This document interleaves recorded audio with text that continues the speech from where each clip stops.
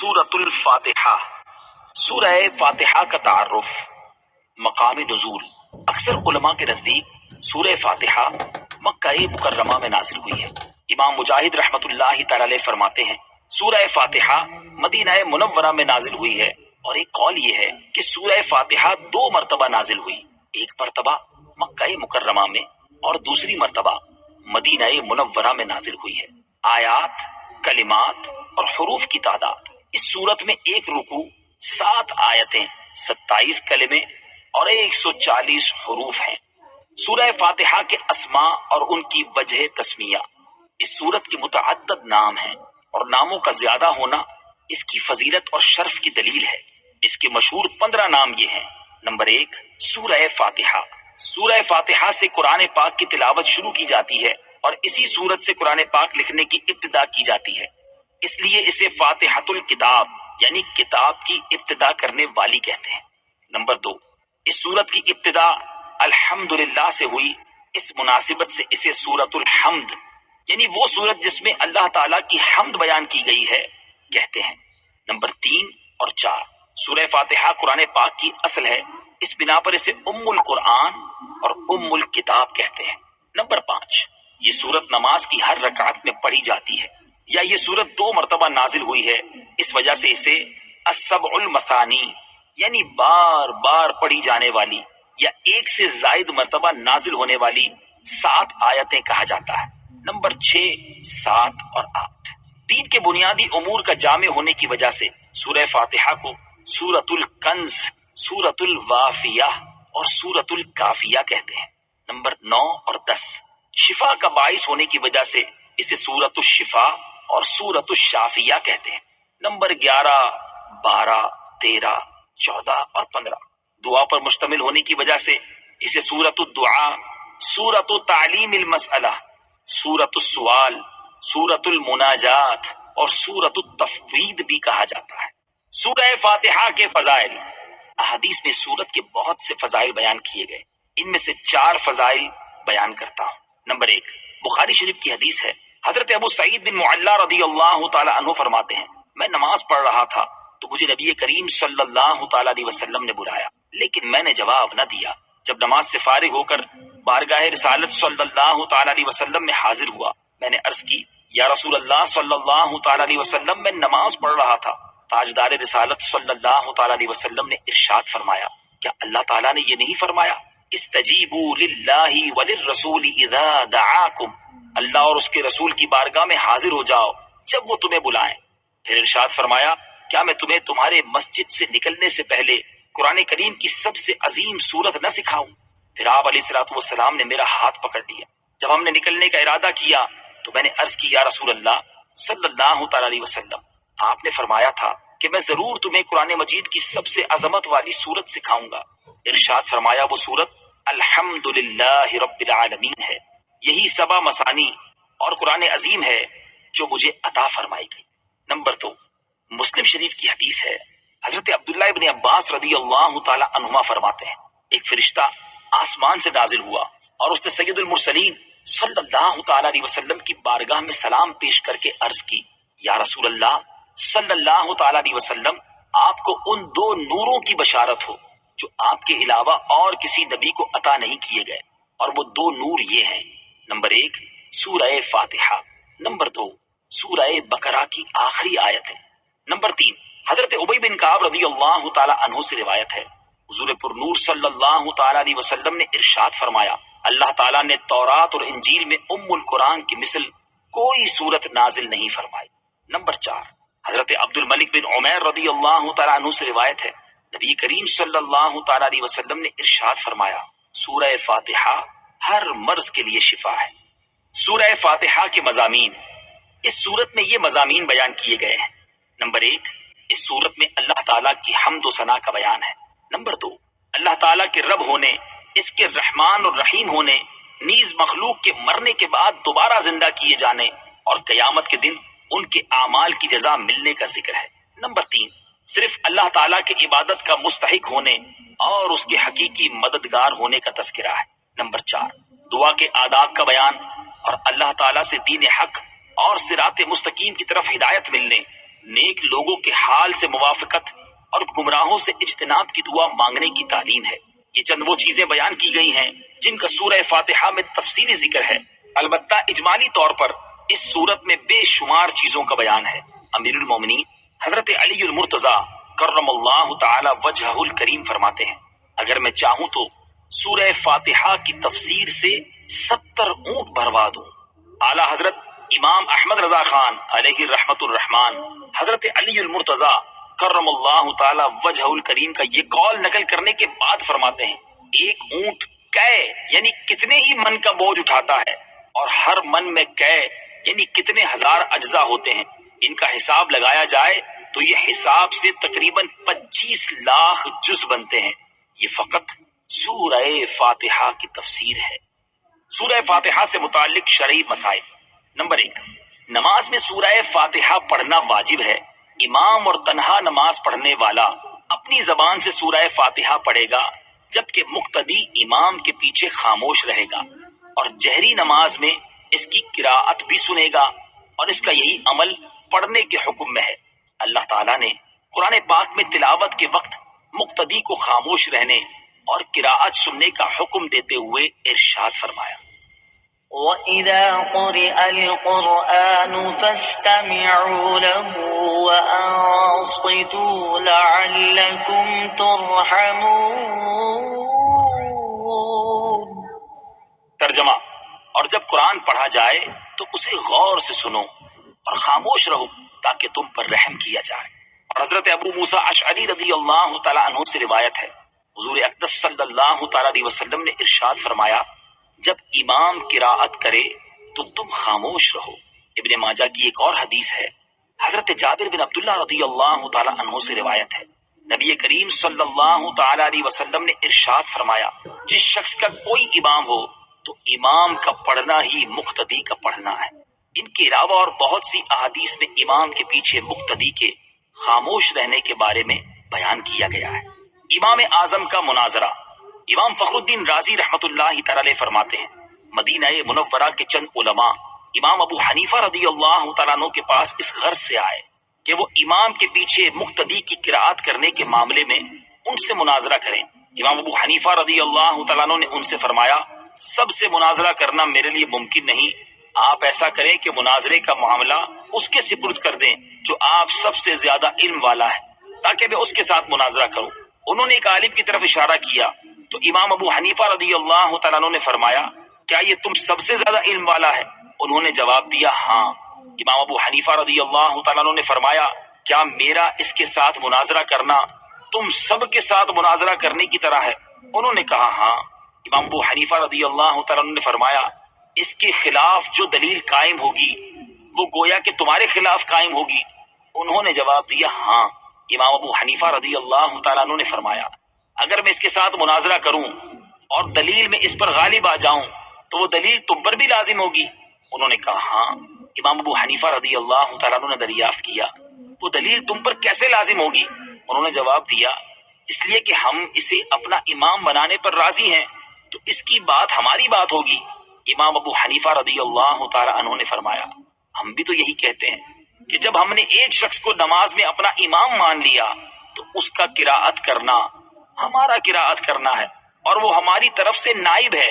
امام ابو حنیفہ رضی اللہ تعالی عنہ کی یہ بات سن کر سب نے اقرار کر لیا کہ امام کے پیچھے مقتدی قراءت نہیں کرے گا۔ نمبر 2، نماز جنازہ میں خاص دعا یاد نہ ہو تو دعا کی نیت سے سورہ فاتحہ پڑھنا جائز ہے، جبکہ قراءت کی نیت سے پڑھنا جائز نہیں۔ بسم اللہ الرحمن الرحیم۔ ترجمہ، اللہ کے نام سے شروع جو نہایت مہربان رحمت والا ہے۔ بسم اللہ، اللہ کے نام سے شروع۔ تفسیر صراط الجنان میں اس کی تفسیر کچھ اس طرح ہے۔ علامہ احمد ساوی رحمت اللہ تعالی علیہ فرماتے ہیں، قرآن مجید کی ابتدا بسم اللہ سے اس لیے کی گئی تاکہ اللہ تعالیٰ کے بندے اس کی پیروی کرتے ہوئے ہر اچھے کام کی ابتدا بسم اللہ سے کریں، اور حدیث پاک میں بھی اچھے اور اہم کام کی ابتدا بسم اللہ سے کرنے کی ترغیب دی گئی ہے۔ چنانچہ حضرت ابو ہریرہ رضی اللہ تعالی عنہ سے روایت ہے، حضور پر نور صلی اللہ تعالی علیہ وسلم نے ارشاد فرمایا، جس اہم کام کی ابتدا بسم اللہ الرحمن الرحیم سے نہ کی گئی تو وہ ادھورا رہ جاتا ہے۔ لہٰذا تمام مسلمانوں کو چاہیے کہ وہ ہر نیک اور جائز کام کی ابتدا بسم اللہ الرحمن الرحیم سے کریں، اس کی بہت برکت ہے۔ الرحمن الرحیم، جو بہت مہربان رحمت والا ہے۔ امام فخر الدین رازی رحمت اللہ تعالی علیہ فرماتے ہیں، اللہ تعالیٰ نے اپنی ذات کو رحمان اور رحیم فرمایا تو یہ اس کی شان سے بعید ہے کہ وہ رحم نہ فرمائے۔ مروی ہے کہ ایک سائل نے بلند دروازے کے پاس کھڑے ہو کر کچھ مانگا تو اسے تھوڑا سا دے دیا گیا۔ دوسرے دن وہ ایک کلاڑا لے کر آیا اور دروازے کو توڑنا شروع کر دیا۔ اس سے کہا گیا کہ تو ایسا کیوں کر رہا ہے؟ اس نے جواب دیا، تو دروازے کو اپنی عطا کے لائق کر یا اپنی عطا کو دروازے کے لائق بنا۔ اے ہمارے اللہ عز و جل، رحمت کے سمندروں کو تیری رحمت سے وہ نسبت ہے جو ایک چھوٹے سے ذرے کو تیرے عرش سے نسبت ہے، اور تو نے اپنی کتاب کی ابتدا میں اپنے بندوں پر اپنی رحمت کی صفت بیان کی، اس لیے ہمیں اپنی رحمت اور فضل سے محروم نہ رکھنا۔ بسم اللہ سے متعلق چند شرعی مسائل۔ علماء کرام نے بسم اللہ سے متعلق بہت سے شرعی مسائل بیان کیے ہیں، ان میں سے چند بیان کرتا ہوں۔ نمبر 1، جو بسم اللہ ہر سورت کے شروع میں لکھی ہوئی ہے یہ پوری آیت ہے، اور جو سورہ نمل کی آیت نمبر 30 میں ہے وہ اس آیت کا ایک حصہ ہے۔ نمبر 2، بسم اللہ ہر سورت کے شروع کی آیت نہیں ہے بلکہ پورے قرآن کی ایک آیت ہے، اسے ہر سورت کے شروع میں لکھ دیا گیا تاکہ دو سورتوں کے درمیان فاصلہ ہو جائے، اسی لیے سورت کے اوپر امتیازی شان میں بسم اللہ لکھی جاتی ہے، آیات کی طرح ملا کر نہیں لکھتے، اور امام جہری نمازوں میں بسم اللہ آواز سے نہیں پڑھتا۔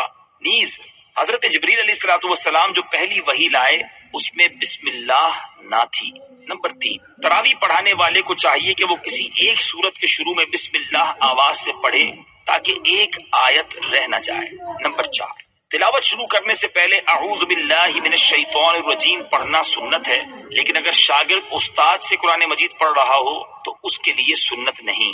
نمبر 5، سورت کی ابتدا میں بسم اللہ پڑھنا سنت ہے ورنہ مستحب ہے۔ نمبر 6، اگر سورہ توبہ سے تلاوت شروع کی جائے تو اعوذ باللہ اور بسم اللہ دونوں کو پڑھا جائے، اور اگر تلاوت کے دوران سورہ توبہ آ جائے تو بسم اللہ پڑھنے کی حاجت نہیں۔ الحمد للہ رب العالمین۔ ترجمہ، سب تعریفیں اللہ کے لیے ہیں جو تمام جہان والوں کا پالنے والا ہے۔ الحمدللہ، سب تعریفیں اللہ کے لیے ہیں۔ تفسیر صراط الجنان میں اس کی تفسیر کچھ اس طرح ہے، یعنی ہر طرح کی حمد اور تعریف کا مستحق اللہ تعالیٰ ہے، کیونکہ اللہ تعالیٰ کمال کی تمام صفات کا جامع ہے۔ حمد اور شکر کی تعریف۔ حمد کا معنی ہے کسی کی اختیاری خوبیوں کی بنا پر اس کی تعریف کرنا، اور شکر کی تعریف یہ ہے کہ کسی کے احسان کے مقابلے میں زبان، دل یا اعضاء سے اس کی تعظیم کرنا، اور ہم چونکہ اللہ عز و جل کی حمد عام طور پر اس کے احسانات کے پیش نظر کرتے ہیں، اس لیے ہماری یہ حمد شکر بھی ہوتی ہے۔ اللہ تعالیٰ کی حمد و ثنا کرنے کے فضائل۔ احادیث میں اللہ تعالیٰ کی حمد و ثنا کرنے کے بہت فضائل بیان کیے گئے ہیں، ان میں سے 3 فضائل پیش کرتا ہوں۔ نمبر 1، مسلم شریف کی حدیث ہے، حضرت انس بن مالک رضی اللہ تعالی عنہ سے روایت ہے، نبی اکرم صلی اللہ تعالی علیہ وسلم نے ارشاد فرمایا، اللہ تعالیٰ بندے کی اس بات سے خوش ہوتا ہے کہ وہ کچھ کھائے تو اللہ تعالیٰ کی حمد کرے، اور کچھ پیے تو اللہ تعالیٰ کی حمد کرے۔ نمبر 2، ابن ماجہ کی حدیث ہے، حضرت جابر بن عبداللہ رضی اللہ تعالی عنہ سے روایت ہے، حضور پر نور صلی اللہ تعالی علیہ وسلم نے ارشاد فرمایا، سب سے افضل ذکر لا الہ الا اللہ ہے، اور سب سے افضل دعا الحمدللہ ہے۔ نمبر 3، ابن ماجہ ہی کی حدیث ہے، حضرت انس بن مالک رضی اللہ تعالی عنہ سے روایت ہے، حضور اقدس صلی اللہ تعالی علیہ وسلم نے ارشاد فرمایا، جب اللہ تعالیٰ اپنے بندے پر کوئی نعمت نازل فرماتا ہے اور وہ نعمت ملنے پر الحمدللہ کہتا ہے تو یہ حمد اللہ تعالیٰ کے نزدیک اس دی گئی نعمت سے زیادہ افضل ہے۔ حمد سے متعلق شرعی حکم۔ خطبے میں حمد واجب، کھانے کے بعد مستحب، چھینک آنے کے بعد سنت، حرام کام کے بعد حرام، اور بعض صورتوں میں کفر ہے۔ للہ، اللہ کے لیے۔ اللہ اس ذات اعلیٰ کا عظمت والا نام ہے جو تمام کمال والی صفتوں کی جامع ہے، اور بعض مفسرین نے اس لفظ کے معنی بھی بیان کیے، جیسے اس کا ایک معنی ہے عبادت کا مستحق، دوسرا معنی ہے وہ ذات جس کی معرفت میں عقل حیران ہے، تیسرا معنی ہے وہ ذات جس کی بارگاہ میں سکون حاصل ہوتا ہے، اور چوتھا معنی ہے وہ ذات کہ مصیبت کے وقت جس کی پناہ تلاش کی جائے۔ رب العالمین، جو سارے جہان والوں کا مالک ہے۔ تفسیر صراط الجنان میں اس کی تفسیر کچھ اس طرح ہے، لفظ رب کے کئی معنی ہیں، جیسے سید، مالک، معبود، ثابت، مصلح اور بتدریج مرتبہ کمال تک پہنچانے والا، اور اللہ تعالیٰ کے علاوہ ہر موجود چیز کو عالم کہتے ہیں، اور اس میں تمام مخلوقات داخل ہیں۔ الرحمن الرحیم، ترجمہ، بہت مہربان، رحمت والا۔ الرحمن، بہت مہربان۔ تفسیر صراط الجنان میں اس کی تفسیر کچھ اس طرح ہے، رحمان اور رحیم اللہ تعالیٰ کے دو صفاتی نام ہیں۔ رحمان کا معنی ہے نعمتیں عطا کرنے والی وہ ذات جو بہت زیادہ رحمت فرمائے، اور رحیم کا معنی ہے بہت رحمت فرمانے والا۔ یاد رہے کہ حقیقی طور پر نعمت عطا فرمانے والی ذات اللہ تعالیٰ کی ہے، کہ وہی تنہا ذات ہے جو اپنی رحمت کا بدلہ طلب نہیں فرماتی۔ ہر چھوٹی بڑی، ظاہری، باطنی، جسمانی، روحانی، دنیاوی اور اخروی نعمت اللہ تعالیٰ ہی عطا فرماتا ہے، اور دنیا میں جس شخص تک جو نعمت پہنچتی ہے وہ اللہ تعالیٰ کی رحمت ہی سے ہے، کیونکہ کسی کے دل میں رحم کا جذبہ پیدا کرنا، رحم کرنے پر قدرت دینا، نعمت کو وجود میں لانا، دوسرے کا اس نعمت سے فائدہ اٹھانا اور فائدہ اٹھانے کے لیے اعضاء کی سلامتی عطا کرنا، یہ سب اللہ تعالیٰ کی طرف سے ہی ہے۔ اللہ تعالیٰ کی وسیع رحمت دیکھ کر گناہوں پر بے باک نہیں ہونا چاہیے۔ ابو عبداللہ محمد بن احمد قرطبی رحمت اللہ تعالیٰ علیہ فرماتے ہیں، اللہ تعالیٰ نے رب العالمین کے بعد اپنے دو اوصاف رحمان اور رحیم بیان فرمائے۔ اس کی وجہ یہ ہے کہ جب اللہ تعالیٰ نے فرمایا کہ وہ رب العالمین ہے، تو اس سے سننے اور پڑھنے والے کے دل میں اللہ تعالیٰ کی عظمت کی وجہ سے اس کا خوف پیدا ہوا، تو اس کے ساتھ ہی اللہ تعالیٰ کے دو اوصاف رحمان اور رحیم ذکر کر دیے گئے، جن کے ضمن میں اللہ تعالیٰ کی اطاعت کرنے کی ترغیب ہے۔ یوں ترغیب اور ترغیب دونوں کا بیان ہو گیا، تاکہ بندہ اللہ تعالیٰ کی اطاعت کرنے کی طرف اچھی طرح راغب ہو اور اس کی نافرمانی کرنے سے رکنے کی خوب کوشش کرے۔ قرآن مجید میں اور مقامات پر اللہ تعالیٰ کی رحمت اور اس کے عذاب دونوں کو واضح طور پر ایک ساتھ ذکر کیا گیا ہے۔ چنانچہ اللہ تعالیٰ ارشاد فرماتا ہے، نبئ عبادی انی انا الغفور الرحیم وان عذابی هو العذاب الالیم۔ ترجمہ، میرے بندوں کو خبر دو کہ بے شک میں ہی بخشنے والا مہربان ہوں، اور بے شک میرا ہی عذاب دردناک عذاب ہے۔ اور ارشاد فرمایا، غافر الذنب وقابل التوب شديد العقاب ذي الطول لا إله إلا هو إليه المصير۔ ترجمہ، گناہ بخشنے والا اور توبہ قبول کرنے والا، سخت عذاب دینے والا، بڑے انعام عطا فرمانے والا ہے، اس کے سوا کوئی معبود نہیں، اسی کی طرف پھرنا ہے۔ نیز حضرت ابو ہریرہ رضی اللہ تعالی عنہ سے روایت ہے، رسول اللہ صلی اللہ تعالی علیہ وسلم نے ارشاد فرمایا، اگر مومن جان لیتا کہ اللہ تعالیٰ کے پاس کتنا عذاب ہے تو کوئی بھی اس کی جنت کی امید نہ رکھتا، اور اگر کافر جان لیتا کہ اللہ تعالیٰ کے پاس کتنی رحمت ہے تو اس کی جنت سے کوئی نا امید نہ ہوتا۔ لہٰذا ہر مسلمان کو چاہیے کہ وہ امید اور خوف کے درمیان رہے، اور اللہ تعالیٰ کی رحمت کی وسعت دیکھ کر گناہوں پر بے باک نہ ہو، اور نہ ہی اللہ تعالیٰ کے عذاب کی شدت دیکھ کر اس کی رحمت سے مایوس ہو۔ کسی کو رحمان اور رحیم کہنے کے بارے میں شرعی حکم، اللہ تعالیٰ کے علاوہ کسی اور کو رحمان کہنا جائز نہیں، جبکہ رحیم کہا جا سکتا ہے، جیسے قرآن مجید میں اللہ تعالیٰ نے اپنے حبیب صلی اللہ تعالی علیہ وسلم کو بھی رحیم فرمایا ہے۔ چنانچہ ارشاد باری تعالیٰ ہے، لقد جاءكم رسول من أنفسكم عزيز عليه ما عنتم حريص عليكم بالمؤمنين رؤوف رحيم۔ ترجمہ، بے شک تمہارے پاس تم میں سے وہ عظیم رسول تشریف لے آئے جن پر تمہارا مشقت میں پڑنا بہت بھاری گزرتا ہے۔ وہ تمہاری بھلائی کے نہایت چاہنے والے، مسلمانوں پر بہت مہربان، رحمت فرمانے والے ہیں۔ مالک یوم الدین، ترجمہ: جزا کے دن کا مالک۔ مالک یوم الدین، جزا کے دن کا مالک۔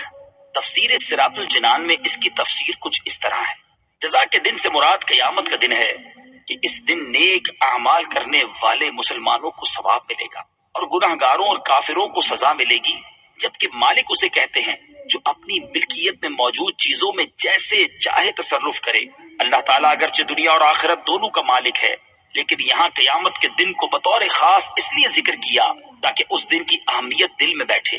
نیز دنیا کے مقابلے میں آخرت میں اللہ تعالیٰ کے مالک ہونے کا ظہور زیادہ ہوگا، کیونکہ اس دن کسی کے پاس ظاہری سلطنت بھی نہ ہوگی جو اللہ تعالیٰ نے دنیا میں لوگوں کو عطا فرمائی تھی۔